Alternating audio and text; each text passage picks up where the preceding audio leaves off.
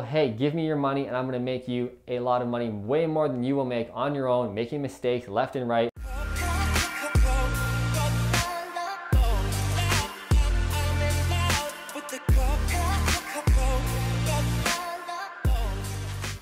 What's up, fruitful investors? In today's video, I'm going to talk about real estate investing with no money down. Yes, it is definitely possible. I'm going to give you 3 real life strategies. Number 1, the most commonly talked about, but the hardest one to actually do in real life is a VTB, a vendor take back. Now what this means is when you're buying a property, you're asking the seller to give you a mortgage, a second mortgage. It could be for 10%, 20%, 30%, maybe the entire 100%. I will say, if this is your main investment strategy, investing with no money down, doing vendor takebacks, which a lot of newbie investors or very uneducated investors focus on, you will never achieve your total goals of being a real estate investor. You will never build a large real estate business. Why?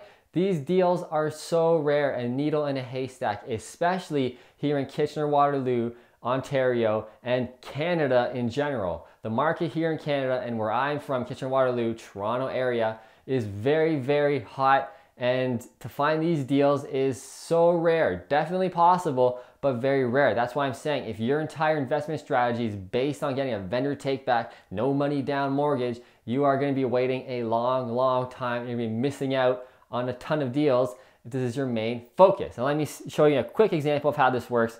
Let's say I want to buy a $1 million building in Kitchener-Waterloo. Now normally 20% down is what's required. So 20% down of 1 million is $200,000 down to buy the property. So what a seller will do for you is that they will give you a second mortgage of $100,000, and the bank will require you likely to put down another $100 or $100,000.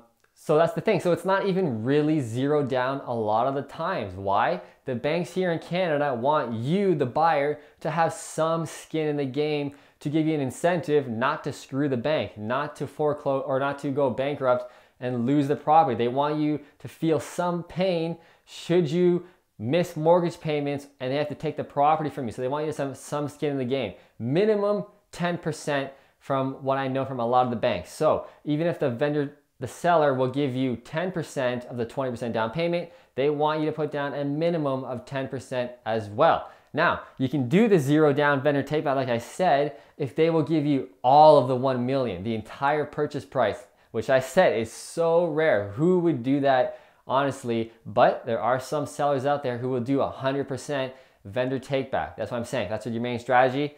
Not really the best strategy. However, the strategy I'm going to talk about now can be a true zero down real life strategy, and one that is much, much more feasible and possible. I do it all the time myself. That strategy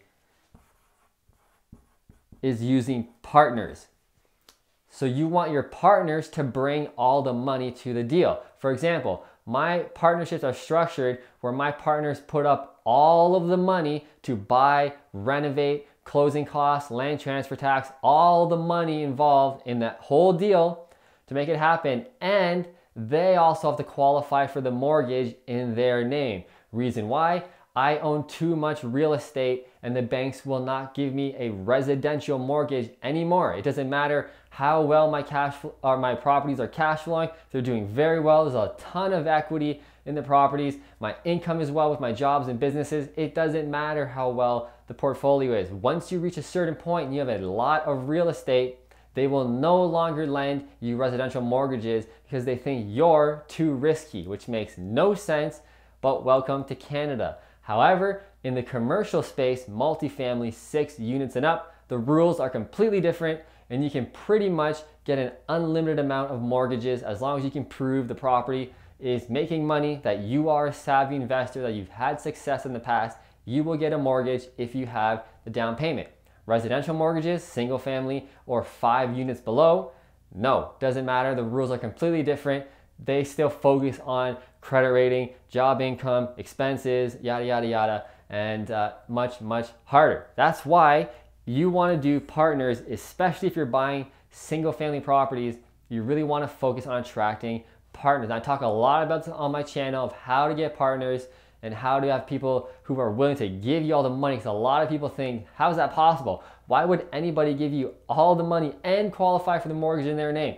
Believe me, it is definitely worth for my partners to do this, because I'm making them a ton of money that they would have never made if they didn't partner with me. And this is the point that you have to get to if you want to attract partners for your business. You want to become the expert. You want to have a proven track record that proves to people, hey, give me your money and I'm going to make you a lot of money, way more than you will make on your own, making mistakes left and right, or investing in the stock market or cryptocurrencies or whatever.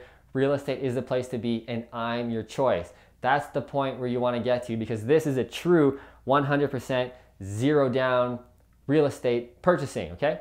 Now, the third option is a buy, reno, and refinance. So this is one that you can do on your own or with partners. So I do this strategy all the time with partners, where I buy a beat up old property, let's say, or I convert it into a duplex. So I buy it low, I do a lot of renovations, I jack the value way up, and then I get a mortgage somewhere around here. I can pull all my money out, or all of my partners' money out. So if you don't want to deal with partners, and you just want to be a lone wolf, which I think is a very bad strategy for growing your real estate business, but a lot of people want to be a lone wolf and only have 2, 3, 4 properties. That's cool. So if you want to be like that, this is probably the best strategy for you. So buy a property that you can force the appreciation way up. You can put all your money in, buy it, renovate it, and get a mortgage way up here and pull all that money back out. And you just keep repeating it as long as you can. But like I said, with residential mortgages, you will probably hit a financing wall around property 4, 5, 6, and they will say no more. So if you want to buy over 6 properties, which is pretty much a tipping point for most people, you're going to have to partner with people, okay?